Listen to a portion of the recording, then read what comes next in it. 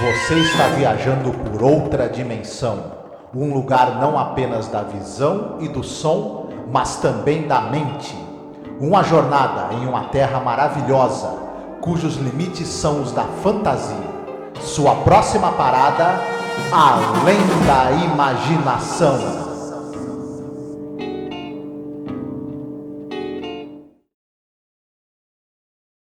Olá, ouvinte, seja bem-vindo a mais um episódio sobre a série clássica Além da Imaginação. Eu sou a Angélica. E eu sou o Marcos.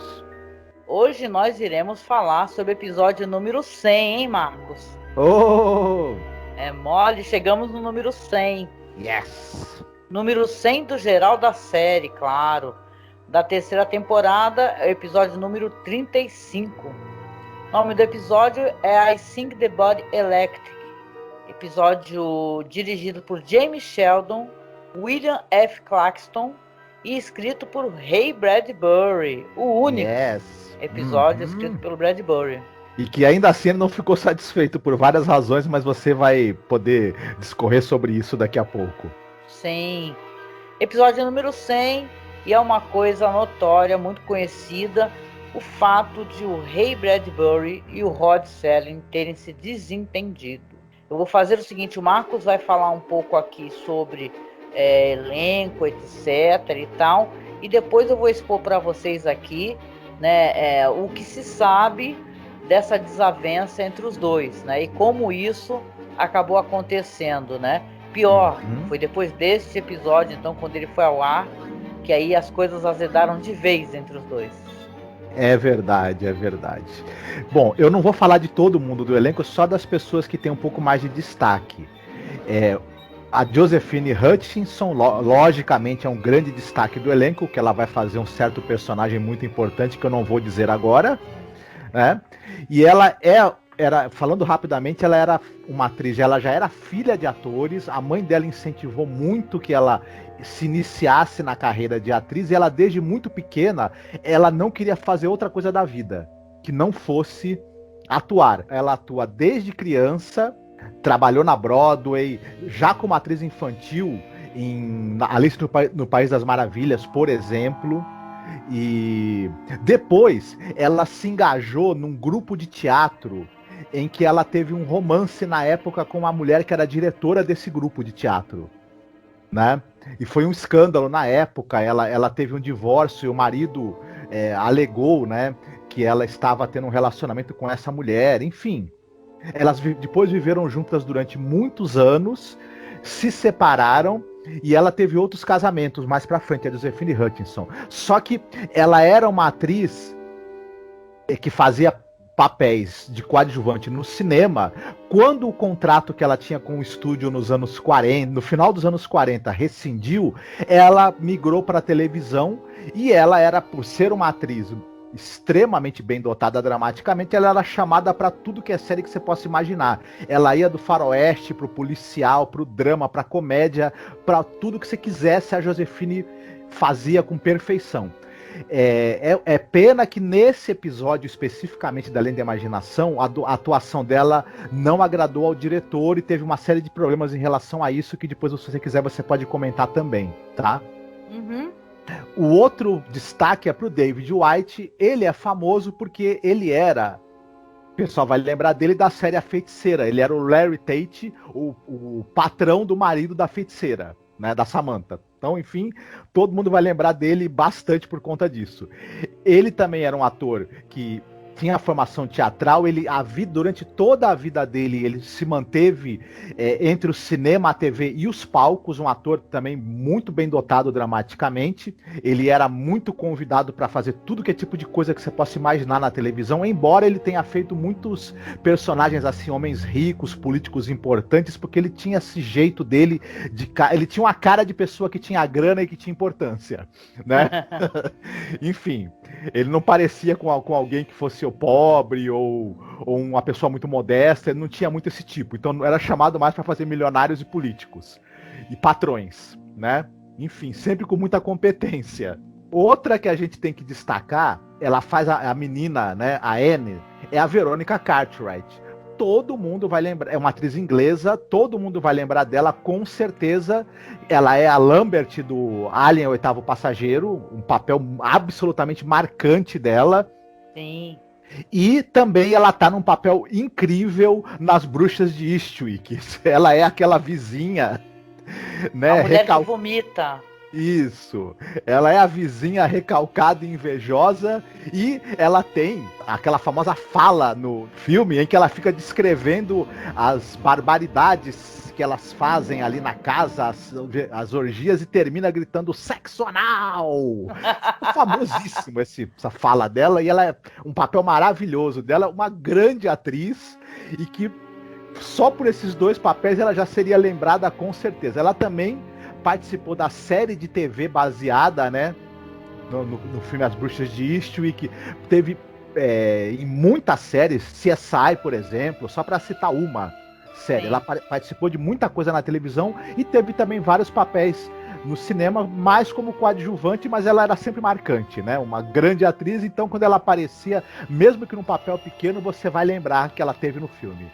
Um dos melhores personagens, assim, vamos colocar, pelo menos em atuação, né? Eu acho, no episódio, sem retirar o mérito, claro, dos outros atores, né? Principalmente do pai e dessa personagem que você mencionou, né? Que vai ser a vovó. Esse episódio, ele é dirigido principalmente pelo James Sheldon, e tem trechos que tiveram que ser filmados depois, recolocados, e foram dirigidos pelo William F. Claxton. Dessa vez são dois diretores. Já falamos da carreira dos dois em outras oportunidades. James Sheldon, que é um diretor muito competente de Além da Imaginação, e por algum motivo ele não queria essa atriz fazendo o papel, né, que ela vai fazer, né, essa veterana e tal, né. Mas vamos lá então à questão da treta, né, vamos ver se eu consigo expor isso de uma maneira, né, clara aqui para o ouvinte, né. Então, o que acontece? É sabido, e a gente já comentou em alguns outros episódios, que o Serling conheceu o Bradbury, aí no caso foi ali em 58, né? Eles tinham um amigo em comum, que era um roteirista, né? O John Gay.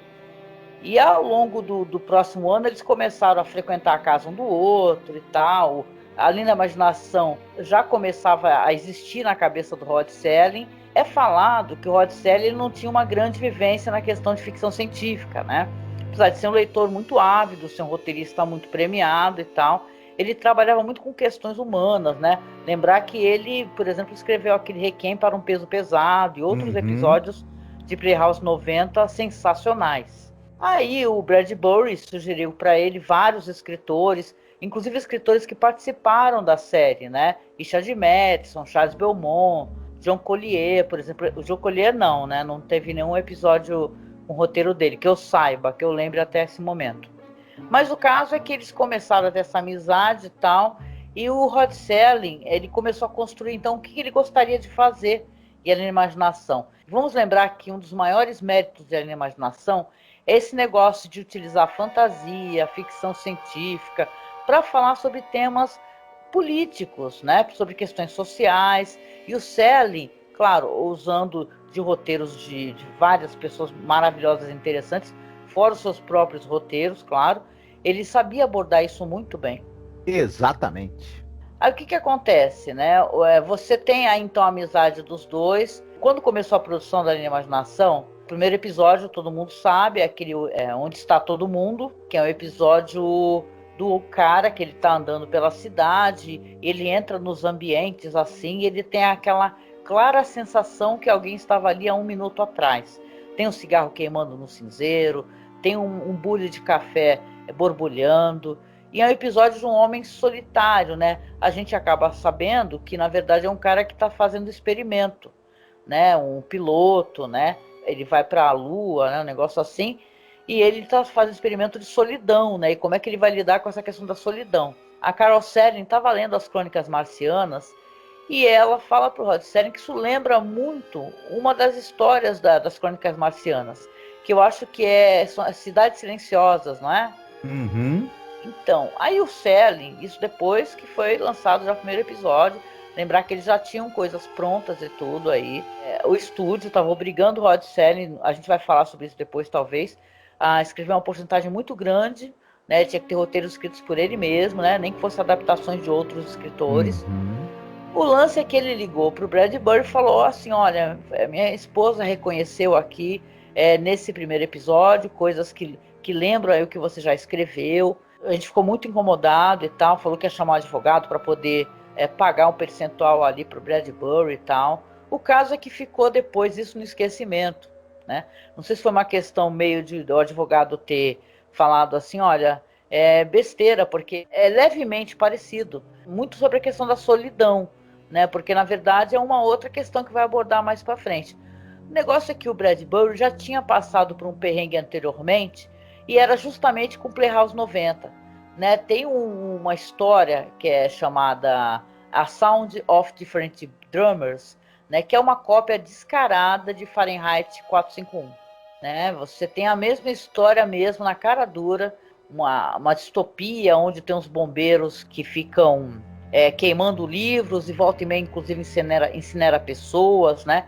Tem um cara que está cansado disso, né? Isso daí não tem envolvimento com Rod Serling, né? Na verdade, acabou rolando até uma batalha na justiça que demorou anos, né? E o Bradbury já estava meio de saco cheio disso tudo, né? Para você ver isso daí aconteceu, sabe em que ano? Aconteceu em 57, né? A série Além da Imaginação é de 59, né? Então, ele já tinha tido experiências, inclusive tem uma experiência que talvez você queira contar na questão da EC Comics, né, com Bradbury. Sim, a gente tinha os títulos de horror e fantasia da EC Comics que eram capitaneados pelo William Gaines e o Al Feldstein. E eles começaram a fazer uma outra adaptação das obras do Bradbury ou histórias meio que inspiradas nos contos dele, sem dar o dinheirinho e o crédito. O Bradbury ficou sabendo porque a revista, né, dos Contos da Cripta era uma revista muito popular, sobretudo entre os fãs de ficção, de fantasia, de horror. Claro que falaram para ele, Bradbury, dá uma lida nisso aqui não é teu não? Ele mandou uma cartinha pro Bill Gaines falando, estou aguardando que vocês me mandem um cheque pelas minhas histórias que vocês adaptaram sem me avisar, né?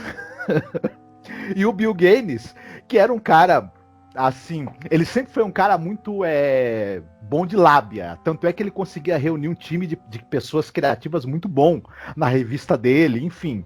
Ele falou, não, Bradbury, que é isso, tá aqui o cheque, desculpa, inclusive, o público gosta tanto das histórias suas que a gente adaptou, que se você quiser escrever algumas, a gente compra de você, e assim nasceu uma parceria entre o Bradbury e o Bill Gaines e a revista Cripta do Terror, que foi muito prolífica, rendeu histórias maravilhosas que hoje são clássicos dos quadrinhos, né? Para ilustrar, né, que o Bradbury já tinha tido outras ocasiões que ele se estressou com essa questão de direitos autorais. E é importante a gente colocar aqui que a gente está falando de duas pessoas que eu considero, pelo menos, brilhantes, né? Tanto o Rod Serling como o Bradbury, obviamente, né? E dizem, inclusive, que essa narrativa aí que o Rod Serling tinha pouco conhecimento sobre ficção científica é meio furada, porque ele já tinha feito The Time Element, por exemplo, sim, que era de 58, que é sobre viagem no tempo. Ele tinha uma certa vivência na juventude dele sobre literatura de ficção científica. A questão é que isso daí, para tentar reduzir, né, um pouco, né, para não demorar muito, é que isso daí acabou não gerou estresse logo de cara para o Bradbury, claro, né? Porque ele já era um cara reconhecido. O lance todo é que mais para frente, o Serling começou a desenvolver vários roteiros escritos ali pelo Belmonte, pelo Matheson e tal, sempre querendo a participação, obviamente, do Bradbury. Ele pensou que ele ia ter uma contribuição maior do Bradbury em The Twilight Zone. Acabou que não teve. Aí vamos a esse roteiro aqui de I Sing the Body Electric. Estamos falando aqui da terceira temporada, episódio número 100. O Bradbury já tinha apresentado pelo menos 2 roteiros para o Rod Serling e para o Buck Houghton para poder tentar fazer a produção na série. O lance é que eram coisas que eles não achavam que iam funcionar para o audiovisual. Porque vamos lembrar, o Bradbury é um grande escritor, né? Ele é muito rico na maneira de descrever, né, e tal, mas algumas coisas para transpor para a tela sofrem alterações, não tem jeito. E detalhe, isso aconteceu em vários episódios. Se você está acompanhando a gente aqui na Imaginação, você vê que vários episódios a gente comenta, né, o que era na verdade, como é que era o roteiro original, o que foi alterado. e tal. No último que a gente falou inclusive do Richard Matheson, né?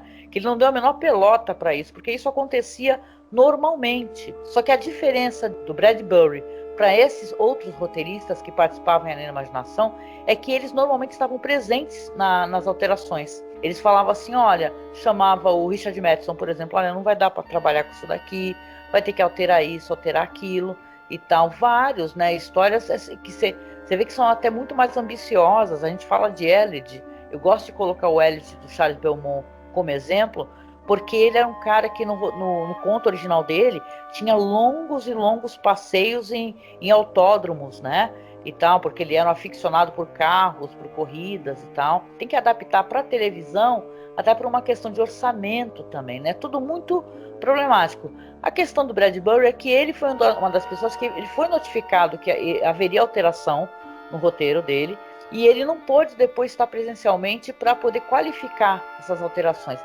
Foram alterações muito pequenas, tá? Muito pequenas, mas acabou gerando um certo estresse, porque aí a gente vai ter que usar, né, aquele negócio meio anedótico, né? Diz que estava gerando muita entre o meio da literatura, da ficção científica e tal, estava gerando um certo recalque. Essa que é a palavra, né?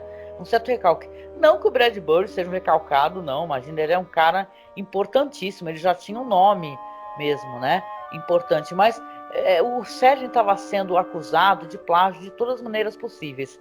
Tem essa história aí que ele e o produtor começaram a anunciar que iam aceitar roteiros de qualquer pessoa e tal, mande seu roteiro pra gente e tal. E é claro que você vai ter problemas com isso, porque alguém vai escrever um roteiro muito interessante, só que você vai ter que ter uma central de pesquisa ali para ver se o cara não adaptou uma outra coisa, né?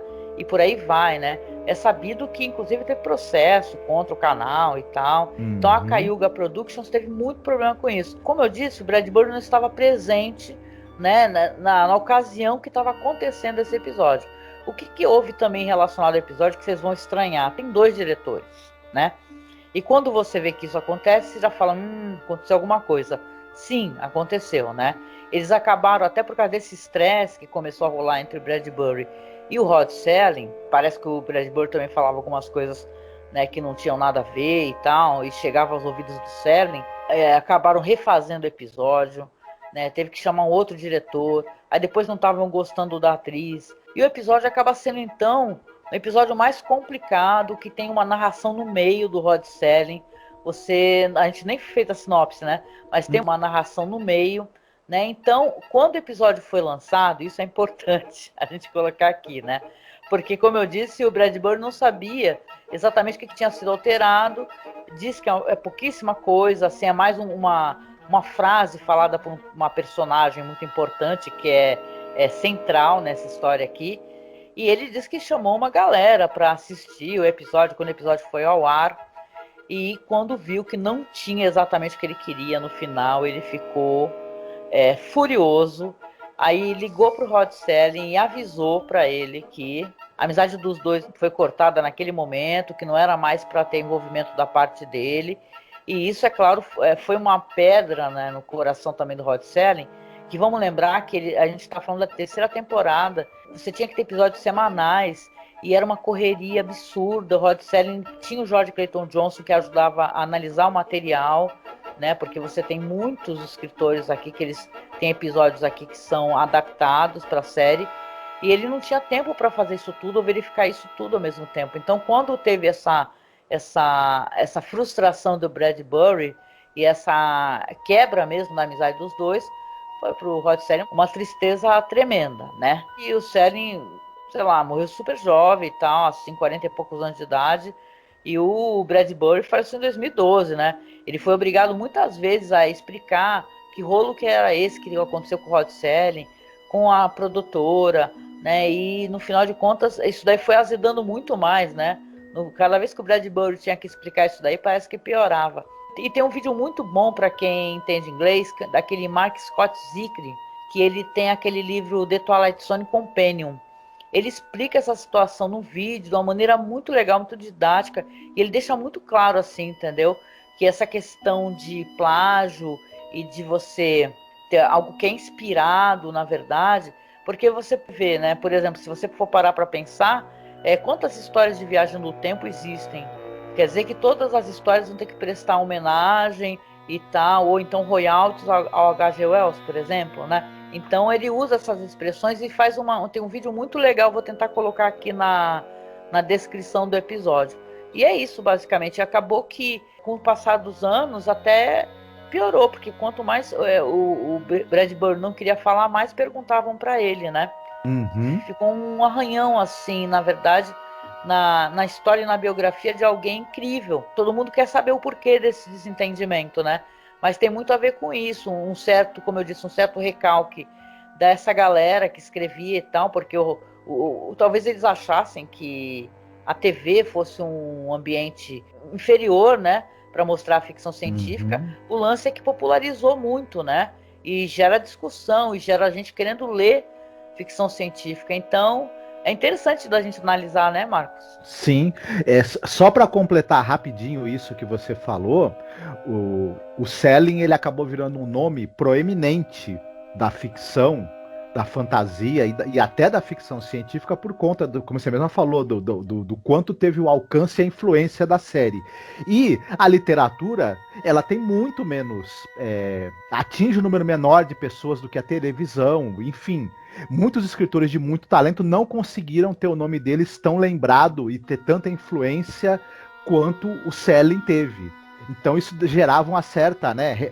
E tem uma coisa, esses escritores eles se reuniam em grupos e vários deles, dos grupos, inclusive grupos em que o Ray Bradbury fez parte, eles tentaram vender projetos para televisão e não conseguiram emplacar. E o Schelling conseguiu. E aí também aí a bronca ficava.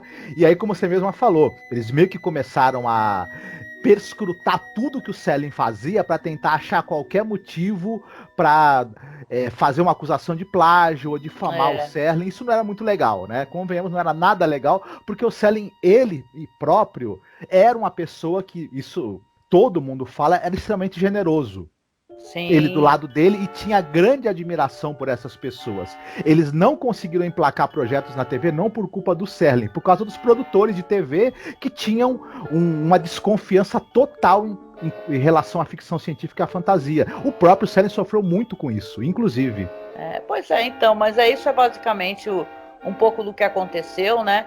Eu sugiro vocês darem uma assistida nesse vídeo aí do Mark Scott Zigler, né? Claro que tá em inglês, né? Mas também tem o The Twilight Zone Vortex, que ele tem um texto maravilhoso sobre isso daí, entendeu? Sobre toda essa questão, né? Entendeu? Que não dá pra gente pegar e criticar o Bradbury, um escritor tão sensacional, né? Até porque ele teve episódios anteriores com isso daí, com plágio. Mas essa questão do Rod Serling, principalmente, era uma coisa meio justificada, né? Na verdade, esse daí, Onde Está Todo Mundo, nem foi o Bradbury, foi a esposa do Rod Serling, né? Que comentou, e ele acabou entrando em contato, que não queria magoar o Bradbury. E depois teve a questão do Walking Distance, que é praticamente o único elemento que tem na Viagem do Tempo é a questão do carrossel também. A história é totalmente diferente com o que o Bradbury tinha, né? Então é de se relacionar, porque na verdade as pessoas acabam tendo as mesmas referências, né? Que Bradbury tem a questão da infância ali em Illinois, não é? E no caso do Rod Serling, tem a infância dele em Binghamton, Nova York, onde ele nasceu. Não sei se eles pareavam na idade, acho que era mais ou menos, né? Não tinha muita diferença de idade não, né? Então você, sei lá, só para colocar aqui mesmo, porque já que é o 100º episódio, e a única contribuição mesmo efetiva do Bradbury, eu achei interessante a gente falar sobre esse desentendimento e por que ele aconteceu, né? Uhum. Não, eu gostei muito das informações que você trouxe, é muito interessante mesmo. Vale a pena a gente refletir sobre isso. É uma pena. Eu, na verdade, já adianto que eu não gostei muito do episódio, mas eu vou falar minhas razões, né? Inclusive.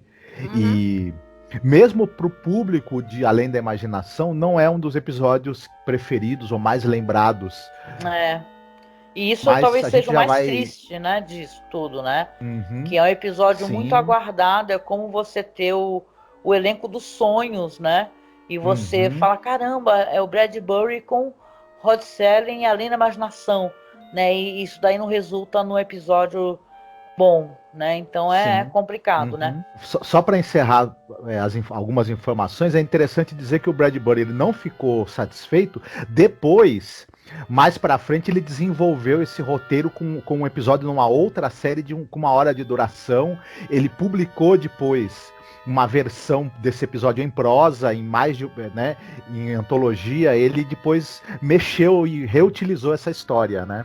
Tanto em antologia escrita quanto em episódio de TV também, né? Teve as edições, né, depois, né, que ele fez do I Sing the Body Electric, né, que é coletânea de contos dele, né? Então, vamos lá então para a sinopse do episódio. Hoje é tua vez, né? Sim, esse episódio fala a respeito de uma família. É um pai e os 3 filhos. A esposa dele faleceu recentemente e ele está tendo dificuldade em lidar com os filhos. Em um determinado momento ele fala até para os filhos: amor eu consigo dar, mas orientação e cuidado é mais difícil, porque eu trabalho, o tempo não me permite.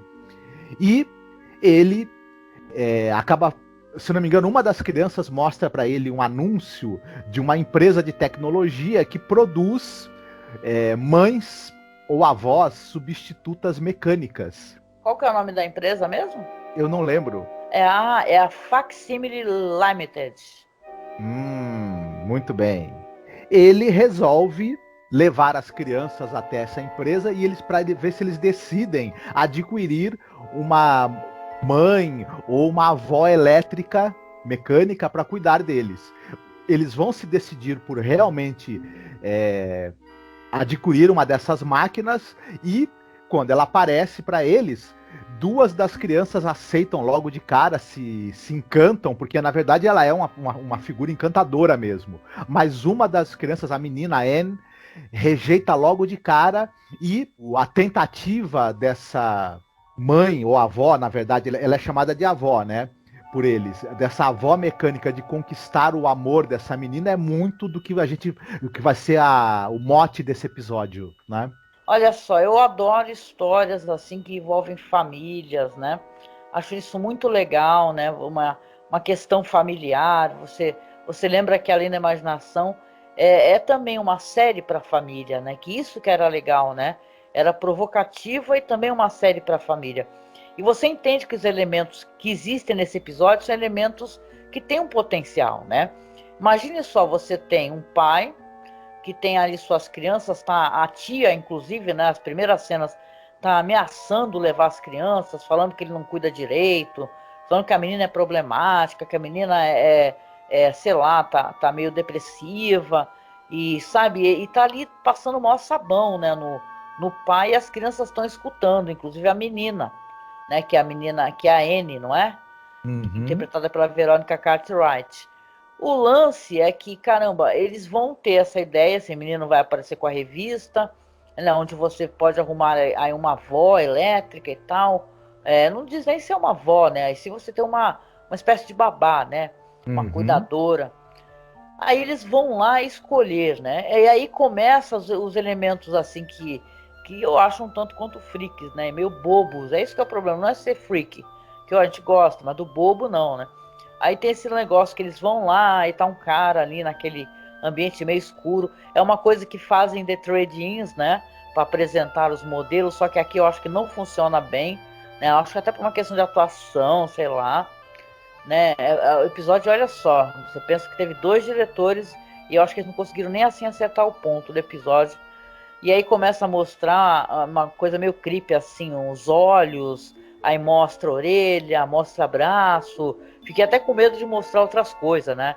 Mas mostrou cabelo e tal, comprido, pá. A Anne já fala que não quer saber, e os outros que escolham lá, porque ela não quer ter ninguém que substitua a mãe, porque tem alguém que sugere, né? Fala assim, você quer que seja igual a nossa mãe? E ela é muito raivosa, ela tem raiva da mãe que morreu, né? Detalhe, como se a mãe tivesse escolhido morrer, né? Algo do gênero, né? A mãe morreu, só que ela tem raiva da mãe que morreu, e ela não é uma criança que ela não tem entendimento disso. É uma jovenzinha ali, claro, de uns 10, 11 anos por aí, mas, poxa, isso daí não se passaria na cabeça de alguém daquele tamanho, né? Bom, é uma primeira incongruência que a gente coloca aqui. Aí eles estão lá montando, joga orelha, joga olho, não joga o resto, não aparece. Aí eles estão lá no outro dia, lá, estão brincando lá fora, as crianças, né? Aí vai chegando ali a Total Recall Mary Poppins, né? Que vai ser essa personagem aí, né? Eu tô brincando aqui, né? Mas assim, ela chega e tal, já chega muito simpática. Eu gosto muito dessa atriz, a Josephine Hutchinson, né? Acho ela muito carismática, apesar de ser um episódio bem problemático. Mas aí ela começa a mostrar, assim, para cativar as crianças, coisas que já não tem muita coerência dentro do que você pensa na questão de robótica, né? Se ela é um robô. Porra, ela faz ali aparecer bolinhas ali de gude, porque o menino fala que os olhos dela lembram bolas de gude castanhas.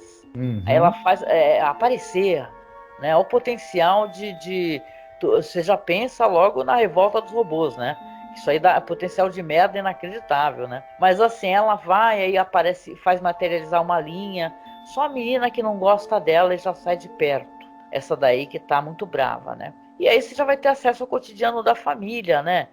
No outro dia já vai estar chegando ali, a criançada entra, pergunta que carro é esse? Vamos passear. Ficam todos muito felizes, vão passear no carro novo do pai. Aliás, esse ator aí, o David White, ele é quase até meio apagado nessa história, tanto que no terceiro ato dessa história, praticamente se pode chamar assim, ele nem aparece, né? Tu percebeu, né? Que ele não Muito aparece. pouco. Não, ele não aparece. No último ato, quando eles estão adultos, ele não aparece. É verdade, quando eles estão indo se despedir dela, será que ele já morreu, o personagem, por exemplo? Engraçado ele não tá presente, né? Cara, não tem a menor justificativa disso, né? Ninguém fala, ninguém verbaliza nada. Aí vai ter todo esse lance, né? Que vai ser assim. Aí a menina foge muito brava, fala que odeia ela, essa robô, né? Que é essa vovó robô, vovó metal. Lembrei do podcast. Essa vovó robô aí vai atrás dela, tentar conversar com ela. Por que você me odeia? Eu odeio você. Eu odeio a minha mãe me abandonou. Aí a robô segura assim: a sua mãe me abandonou ou morreu? Cara, sabe, esse episódio onde as coisas são essas questões assim de perda, de luto, elas são jogadas de uma maneira muito sem expressividade, eu acho. Não sei você. Vamos colocar um exemplo aqui ao lado. Eu gosto muito, você também gosta, daquele Inteligência Artificial, que é baseado no conto do Brian Aldiss, não é? Ali tem toda uma questão nessa história, que você vai ter o luto, a mãe vai perder um filho, aí tem essa empresa que fabrica crianças, e vai ter uma criança que a empresa vai arrumar para ela, idêntica ao filho. E você trazer uma pessoa, que é um ser, né, um ser robótico igual a um ente querido que você perdeu, não significa que você vai amar, né? Agora você coloca um outro componente aí dentro dessa história, que esse robô tem inteligência e é capaz de sentir amor, sentir dor, sentir a perda. Aí, entendeu? Aí a gente tem aqui um caldeirão de coisas que, sabe, é muito triste, né? Pra quem conhece essa história, no filme, é claro, pegaram muito mais leve, né? Mas na história original, como você estava conversando comigo, a mãe quer destruir esse robô, né? E ele tem plena consciência disso, né, Marcos? Sim, exatamente. No conto do Brian Aldiss, é a terrível história de uma mulher que perde seu filho. As pessoas têm a ideia de dar a ela um filho mecânico que tem inteligência artificial e ama essa mulher como se fosse a mãe dele. Só que, por uma série de sentimentos que ela tem dentro dela, a dor da perda, aquela criança mecânica lembra ela do filho que ela perdeu e aquilo é muito doloroso. Ela resolve destruir o robozinho. E ele é uma criança que ama a mãe e percebe que a mãe quer matá-lo. Então é muito chocante. E é uma coisa que foi bom você ter citado, porque eu sinto falta nesse episódio, embora você tenha essa presença da criança que passa a odiar aquela máquina, porque ela lembra a mãe que ela perdeu, de alguma forma. Só que a maneira como isso é resolvido, como é que eu vou dizer? Pra mim não foi satisfatório. É uma coisa que eu, pessoalmente, isso é uma opinião minha, não digo que isso seja mal engendrado, mas eu não gosto muito de histórias em que você não tem que abrir mão de nada e que os conflitos eles se resolvem dessa maneira tão fácil, né? E é meio que isso, parece que você não teve um grande desenvolvimento para essa menina passar a gostar. Você usa aquele fato dela salvar a menina do atropelamento, que a gente não citou ainda, mas é o que vai acontecer, né? Aí esse fato meio que funciona para mudar isso, e aí você já tem a menina passando a aceitá-la e tudo. E isso para mim foi muito brusco. Outra coisa, a gente não falou ainda, mas de quando eles forem embora para a faculdade, ela vai deixá-los, né? Ela vai ser mandada para outra família ou vai ser desmontada. E a facilidade com que essas crianças que aprenderam a amar essa mãe, essa avó mecânica, aceitam que ela vai embora e que ela pode ser até desmontada. É um absurdo, meu. É totalmente whatever. Porque, assim, esse ponto que você mencionou é ridículo. Entendeu? É como se os jovens que vão para a faculdade não precisassem mais ter mãe, afeto, nada. É um dos momentos mais complicados da vida, sabe? Então o Bradbury ficou super ofendido porque diz que tem um diálogo, né? Uma linha, coisa de 1 minuto, que no caso essa robô, ela ilustra as diferenças entre um ser humano, um robô, a aproximação do comportamento humano, uma coisa muito pequena que foi retirada do roteiro do Bradbury. E o Bradbury ficou bravíssimo, né? Mas o lance é que a história toda, gente, horrorosa. Entendeu? Você tem aí esse negócio de atropelamento, o robô segura nos ombros dela, fala assim, por quê? Porque sua mãe morreu. Ela não quer aceitar, você vê que ela tá em negação. Essa questão, mas porra, ela tá com raiva da mãe dela, como se morrer fosse uma escolha da mãe. E ela não é uma criança de, sei lá, 3 anos de idade, né? Então isso é muito estranho. Ela vai correndo pra rua, quase atropelada, e a robô, né, que é essa senhora, essa atriz, empurra ela e fica lá, pelo que eu entendi, ela praticamente atropelada também. A cena que ela desperta é até uma cena legal, que ela vai levantando os dedos um por um, né?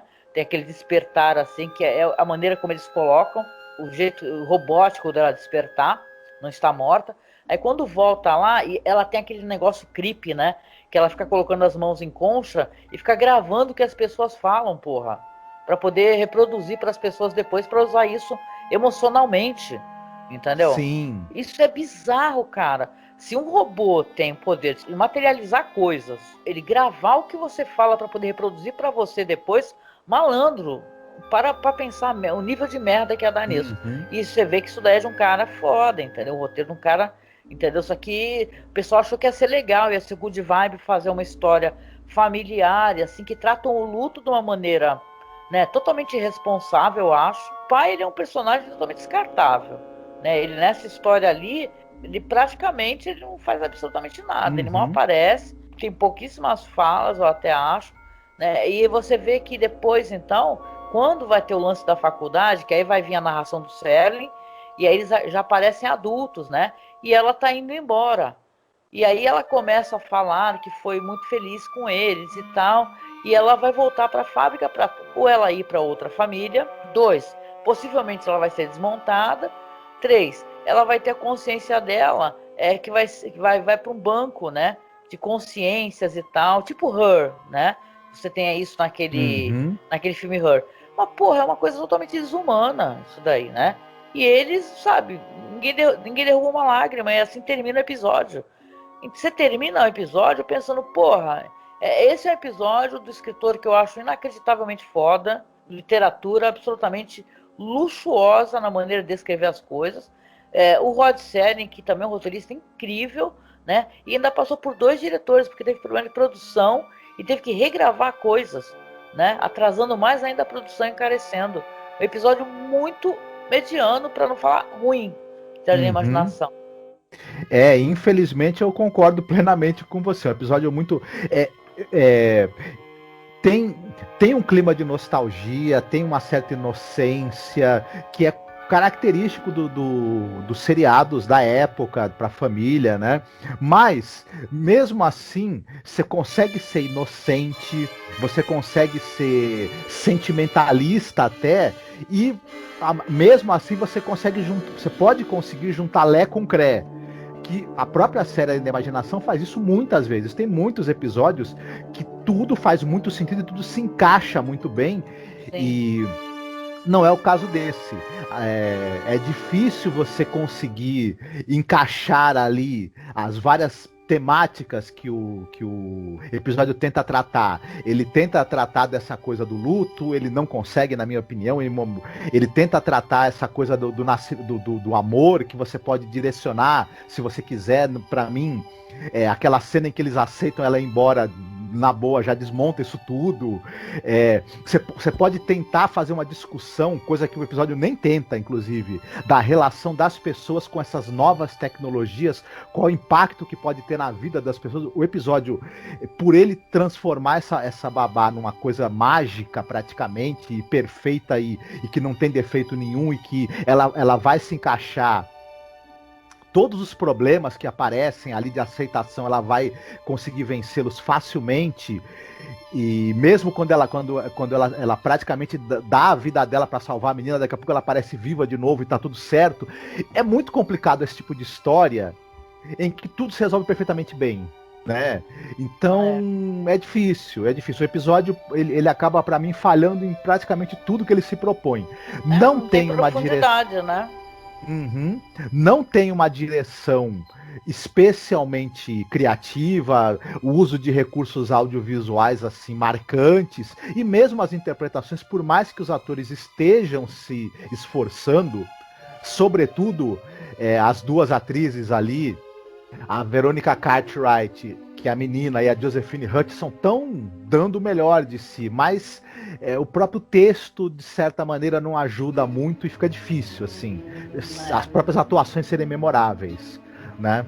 Pois é, e assim, eu falei aqui de vários roteiristas, a gente tem falado sempre, vários, não precisa nem repetir o nome deles, todos eles, ou a grande parte, teve seus episódios alterados, sua visão alterada, entendeu? Midnight Sun do Rod Serling também, a gente contou sobre isso, teve 2 personagens que foram retirados, até por questão de limitação de tempo. Aquela história do Charles Belmont, do Homem e o Ivante, né? Diz que ele queria, na verdade não eram cajados que aqueles monges tinham na mão, eram cruzes, né? Uhum. Você tem Long Distance Call, que teve alteração, aquela história do William Idelson, que acabou tendo que ser reescrito quase que completamente.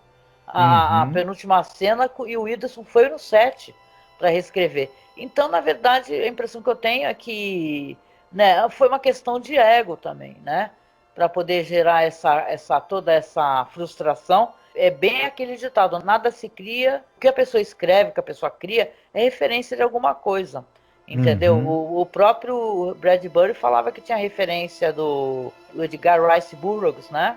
Sim. Não, ele assume, inclusive, em várias histórias, H.G. Wells, entendeu? Então é assim, gente. Todo bom escritor, ele é polifônico, como dizem, né? No sentido de que ele reúne as influências que ele teve, de tudo que ele leu, de tudo que ele conhece, da obra de outros autores, e aquilo vai aparecer na obra dele. Todo bom escritor, ele se encaixa numa tradição da tipo de literatura que ele faz, seja fantasia, seja horror, enfim, ele é herdeiro da tradição que veio antes dele, e ele, claro, vai ter influência de quem veio antes, porque ele está continuando uma tradição. A não ser que você seja o primeiro escritor de um determinado gênero, que não é o caso do Bradbury. Ele, claro, não foi o primeiro escritor de ficção científica, sim, né? Mas, apesar de todo esse mau humor e essa coisa assim, dessa arrogância até certo ponto, a gente também precisa dar o crédito que ele era talvez o maior escritor de ficção científica americano e, né, levava o seu trabalho muito a sério, às vezes talvez a sério demais. Também isso acontece. É verdade. O que eu sinto, assim, né, já que eu tenho admiração, como muita gente, pelos dois, né, é uma tristeza, né, que você fica, né. O Serling se pronunciou já sobre isso. Ele falava que lamentava muito, que quando ele começou a sofrer perseguição, como você bem explicou, de ter esse escrutínio, de todo mundo ficar procurando o que aparecia em cada episódio para poder acusar ele de plágio, sabe? Isso é muito triste, né? Então, é muito... magoa pra caramba, mas assim, né? Tocou a vida dele, fez outras séries legais também, como Night Gallery, né? E lembrar que esse título, I Sing the Body Electric, faz parte de uma poesia, não é? Sim, exatamente. Ela é parte de uma poesia que chama I Sing the Body Electric, do Walt Whitman. Essa poesia faz parte do livro Folhas de Relva, Leaves of Grass, que é um dos pontos altos da literatura, da poesia, né, norte-americana. Esse livro ele é muito influente dentro da poesia moderna, influenciou inclusive muita gente da poesia no Brasil, está editado no Brasil, uma leitura altamente recomendada, viu? Inclusive. Ah, legal, legal. E só mencionar rapidamente aqui, antes da gente ir para os finalmente, a história do Bradbury, né, que por algum motivo alguém relaciona com Walking Distance, de The Twilight Zone. É uma história chamada The Black Fairies, de 48, do Bradbury, que fala de um trabalhador, um parque de diversões, que usa uma roda gigante mágica para tentar ficar mais jovem, ou então mais velho, para poder enganar as viúvas ricas e tal, né? Gente, é a única comparação. Se você assiste Walking Distance, é uma história, sabe, muito linda, assim, de um cara que ele vai tentar voltar ao passado para poder se aproximar do pai. Dizem até que isso daí é uma maneira, né? Porque o Rod Serling, ele perdeu o pai enquanto ele estava na guerra. E ele não foi dispensado para poder ir para o enterro do pai. Infelizmente, é verdade. Infelizmente, ele não conseguiu dispensa. Então, o que aconteceu? Dizem que é uma maneira, inclusive, dele poder se despedir do pai dele, né? Então, o Walking Distance era uma história linda, né? Ele volta adulto e revê os pais dele, né? E o diálogo que ele tem com o pai é muito bonito mesmo, né? Então, sabe, são picuinhas literárias. Eu acompanho, a gente conhece, né, alguns escritores de ficção científica, dentre eles o Fábio Fernandes, por exemplo, que é um amigo nosso, muito querido, de coração. E volta e meia, você vê que tem altas picuinhas literárias rolando por aí. É uma coisa muito comum, viu, gente, até hoje. Então, e não tira nem, inclusive, o brilhantismo dessas pessoas maravilhosas que escrevem, né? Faz parte. Sim. E é isso, Marcos. Vamos lá para aquela parte lá, ponto alto e ponto baixo do episódio. Para mim, o ponto alto são as atuações, como a gente já citou, né, da Veronica Cartwright e da Josephine Hutchinson. E, para mim, infelizmente, o ponto baixo é o roteiro. Puxado, né? Puxado. Pois é, para mim, roteiro péssimo, entendeu? Atuações, até a da Veronica Cartwright, atuação passável, veja bem, a atuação de uma criança, mas é totalmente, sabe, um personagem mal escrito, na minha opinião, né? Mal desenvolvido também, né? A questão de roteiro é bem problemática, como a gente já apontou. Ponto alto, você ter a música do Nathan Van Cleave, que é linda no episódio, sabe? É uma música que, se você escuta, você vê como ela é sentimental e tal, e acalentadora. Então você sempre tem trilhas sonoras maravilhosas para os episódios, assim. Essa é uma das trilhas que eu, sinceramente, eu acho muito bonitas, né? Certo, concordo contigo. E aí, tu separaste alguma coisa para recomendar pro ouvinte? Eu sim, eu na verdade vou tentar não me estender demais, né? Porque esse episódio nosso já vai ficar meio longo, né? Já tá grande, mas tudo bem que é o 100, né?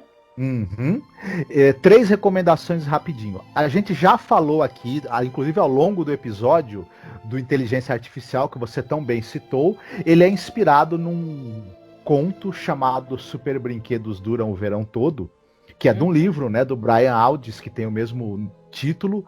Tá publicado no Brasil numa boa tradução e é uma leitura imperdível. Quem puder, não deixe de ler. É um livro absolutamente fantástico de contos que tratam dessa questão da relação do ser humano com a tecnologia. Eu acho que em séries de TV, alguns episódios trataram do tema que esse episódio trata, só que de maneira muito melhor. E eu vou citar 2 episódios de séries que eu acho que vale muito a pena o pessoal conhecer. Tinha a série que foi ao ar em 63 e 64, chamada The Outer Limits, que ela é quase tão famosa quanto Além da Imaginação. E nessa série tem um episódio incrível chamado I, Robot, Eu, Robô, que é o episódio 9 da segunda temporada. É o famoso episódio em que um robô é acusado de assassinar o seu criador, né? E tem um julgamento sobre a culpa ou não desse robô. Esse tema foi retomado no famoso filme também com Will Smith, por exemplo, mas o episódio é absolutamente imperdível e trata muito dessa questão da relação do ser humano com a tecnologia, com a possível inteligência artificial. Maravilhoso. E esse mesmo tema foi tratado, o tema específico desse episódio, da substituição de um ente querido falecido por uma máquina, foi tratado na série Black Mirror, no episódio 1 da segunda temporada, que é o episódio de Be Right Back.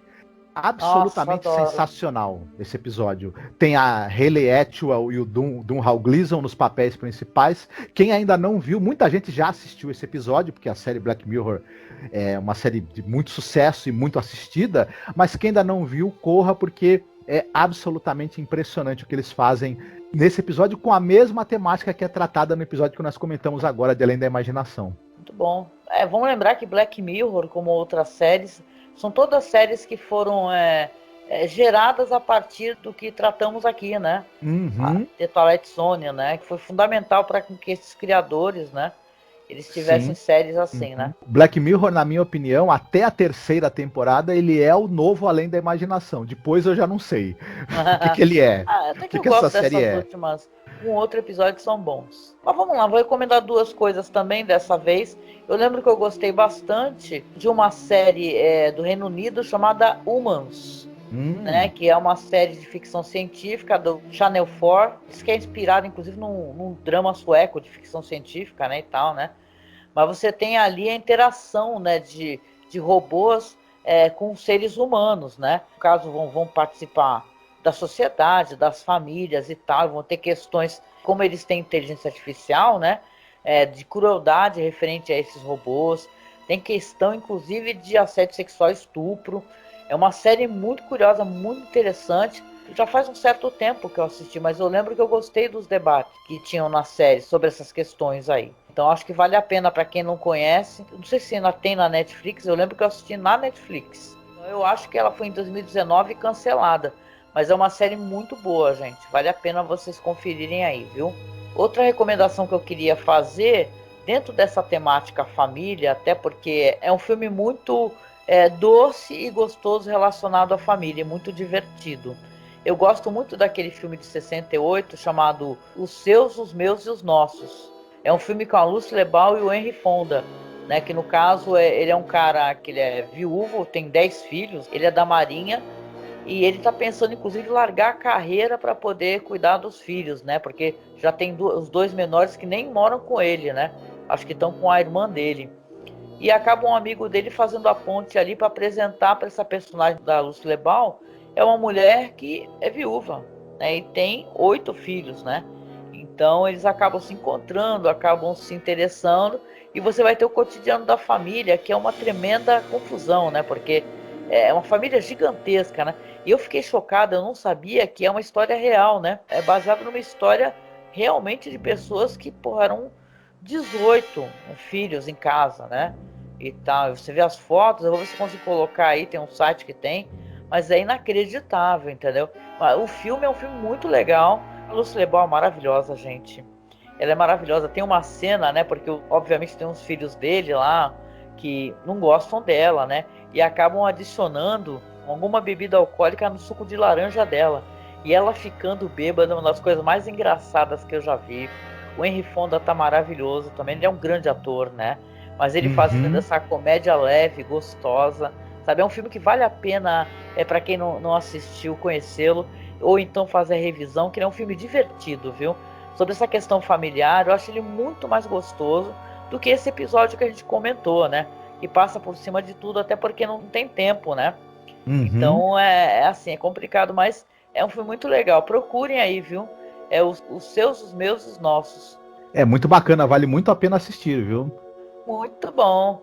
E a musiquinha? Você escolheu a musiquinha pra tocar no final?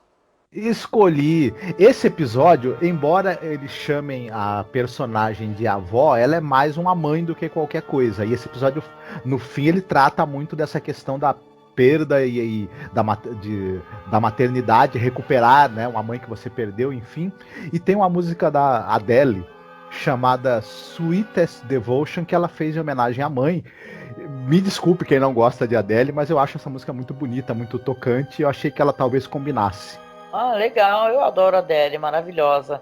E já é o segundo episódio, né, que a gente termina tocando alguma música, pelo menos relacionada à mãe, né? Sim. Curioso, né? Legal. Verdade. Muito bem. Curioso, é o 100º episódio. Poxa, tem sido uma honra poder fazer esses podcasts sobre Além da Imaginação para vocês.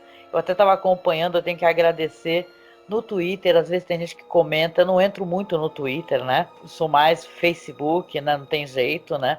Até por causa de grupos, etc, né? Mas eu agradeço, fui lá agradecer, então obrigada para quem está acompanhando. É engraçado, até o Marco sabe que a gente tem podcast faz bastante tempo, assim, né? Pelo menos no que é relacionado a podcast no Brasil, né? A gente tem um podcast com mais de 10 anos, então isso é um podcast longevo, né? Porque as pessoas acabam por um motivo ou outro desistindo, parando, né, e tal. A gente está permanecendo, né? E o nosso podcast, né? Ele não chegou ao 100º. É isso que é engraçado, porque a gente tem vários projetos. Tem o BPM, que a gente fala de filmes, séries, etc., que é o Batendo Papo na Masmorra, né? A gente chama de BPM. Tem o de clássicos, onde a gente faz análise de clássicos. A gente é a turma dos projetos, né? A gente tem muito isso. Mas o nosso podcast, ele não chegou ao 100º. Porém, aqui em Além da Imaginação chegamos, né? E isso é para se comemorar também. São 100 programas. Pois é, está sendo, né, uma tremenda jornada muito interessante, em que a gente pôde explorar, a gente ficou alguns anos aqui falando sobre cinema e sobre algumas séries de TV mais recentes, né? E essa viagem aí para a TV americana dos anos 60 e também para o mundo da fantasia e da ficção científica que a gente tem feito, tem sido muito gratificante. E é bacana também perceber que tem respaldo dos ouvintes, né? Que muita gente gosta, muita gente está descobrindo. Então tem sido muito bom. Ah, com certeza, muito bom. Lembrar que a gente gosta tanto de séries clássicas que a gente já falou, por exemplo, de Kolchak, The Night Stalker, né? Que para quem não sabe, essa série Kolchak é uma das séries que, claro, além de The Twilight Zone, que inspirou a criação de Arquivo X, né? Então a gente tem um podcast sobre aí, tá? Então é muito legal, tem sido muito bom poder fazer esses podcasts e chegar no 100º é legal a gente comemorar isso, né? É uma marca, porque a gente está numa época muito difícil, onde inclusive para a gente manter o nosso podcast, porque a gente fica de cabeça cheia, né? É pandemia, problemas, são amigos perdendo familiares, então você está arrasado, né? A gente está tentando manter a nossa cabeça no lugar, tendo acesso à cultura, entretenimento também, né? E a gente é do tipo que não se desliga da questão política, né? A gente é muito conectado a isso, né? Acompanha muito, somos muito ativistas, né? Então é fogo, para não falar um palavrão, né? Mas está sendo muito complicado. E esse segundo ano, né, no meio da pandemia, você tá terminando uma temporada num projeto desse tamanho, vocês não têm noção o que tem sido pra gente fazer isso, né? Então tá sendo difícil, um pouco mais difícil. Mas, cara, é um ganho que você tem, né? Você saber que você tá com o teu projeto, você tá fazendo as pessoas assistirem uma série interessante, curtirem um debate, pegarem um material que a gente indica, por exemplo, no final, a gente sempre indica filme, série, livro, né, e tal, que tem uma relação, né? Então é ótimo, gente. A gente só tem a agradecer. A única coisa que eu posso falar. Sim, sim.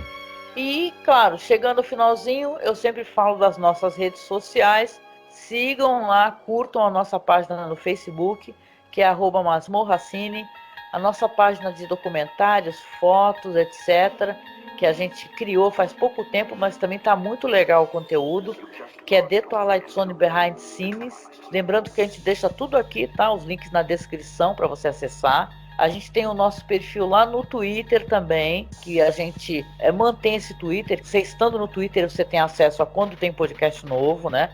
Que ele sai automaticamente no Twitter. No Instagram, nós temos apoio do nosso amigo William Funchal, que está lá colocando vídeo, fotos e tal. Está sempre fazendo um material complementar para quem está acompanhando o podcast, como você, como ele, né? Então não deixe de seguir, tá? Que é @masmorracine também no Instagram. E temos os nossos perfis de apoio, de colaboração. Então se você puder, se você quiser ser o nosso padrinho ou a nossa madrinha, basta você acessar o link do Padrim para você dar um apoio para a gente recorrente, mensal, né? No valor que você puder. ou no Colabore Aí. A gente também tem um perfil de colaboração lá. E também agora temos o Pix, né? Se você puder nos apoiar, nos ajudar através do Pix, você pode acessar na descrição a nossa chave Pix. Você pode doar qualquer valor também, que nos ajuda. Lembrando que a gente usa esses valores que recebemos em doação para pagar servidor, para poder tentar comprar equipamento. Lembrar que a gente está tentando comprar microfone melhor, né? Que a gente está aos poucos melhorando, né? E mesmo a gente não tendo como é que eu posso dizer, um retorno, né, financeiro para esse projeto, a gente tenta entregar para vocês um produto bem feito, profissional, bem gravado, né? Uma voz bem audível. Então é para isso que são esses valores de apoio, tá? Se você puder nos apoiar, a gente agradece de coração, né, Marcos? Sim, a gente fica muito grato pela sua ajuda, porque ajuda a gente, né, a continuar com o trabalho e também é Fazer importante. mais uma temporada, né? Não, e ter uma qualidade de som melhor, né, com alguma aparelhagem que a gente precise. Sim, sim, com toda certeza. E é isso, meu amigo, minha amiga. Chegando ao finalzinho aqui, então, a gente deixa para você um abraço apertado, mesmo à distância. Um beijo para você, né? Todos nós vamos chegar juntos ao final dessa, torcer para que a gente consiga passar por isso o mais rápido possível. E a gente se encontra no próximo episódio sobre a série Além da Imaginação. Fiquem bem, se cuidem. Beijo, tchau, tchau. Tchau.